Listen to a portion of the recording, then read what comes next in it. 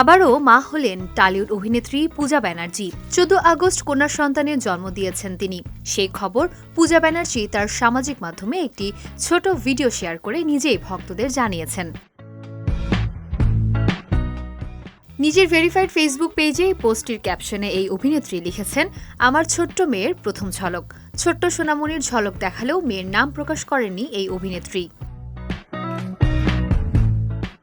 প্রকাশিত সেই ভিডিওতে তাদের কন্যার জন্মের বিশেষ মুহূর্তগুলো তুলে ধরা হয়েছে। নার্স যখন তাদের কন্যা সন্তানের আগমনের খবরটি জানান, তখন পরিবারের সদস্যরা রোমাঞ্চিত ও আনন্দিত হয়ে ওঠেন। একসময় হিন্দি টিভি সিরিয়ালে অভিনয় করে আলোচনায় উঠে আসেন অভিনেত্রী পূজা ব্যানার্জি। পরবর্তীতে টালিউডের বাংলা সিনেমায় পা রেখে প্রশংসা কুড়ান। 2019 সালের পর চলচ্চিত্র থেকে দূরে সরে যান তিনি। 2024-এ নিজ অঙ্গনে ফিরলেও আগের মতো ততটা সরব নন এই টালিউড সুন্দরী। তবে কিছু টিভি ও ওয়েব সিরিজে কাজ করেছেন তিনি, আর বাকি সময়টা কাটান স্বামী সন্তানের সঙ্গেই।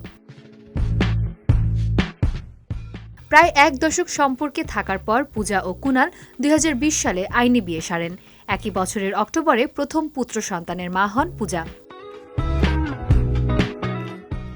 দেবের বিপরীতে চ্যালেঞ্জ 2, সোহমের বিপরীতে লাভেরিয়া এবং ইন্দ্রনীলের বিপরীতে 3 পাত্তি সহ অনেক জনপ্রিয় বাংলা সিনেমা উপহার দিয়েছেন পূজা। 2019 সালে প্রথম ওয়েব সিরিজের নাম লেখান এই অভিনেত্রী। এরপর পাপ, অনুপমা, ক্যাবারেট ও জয় মহালক্ষ্মীর মতো ওয়েব সিরিজে কাজ করেছেন তিনি।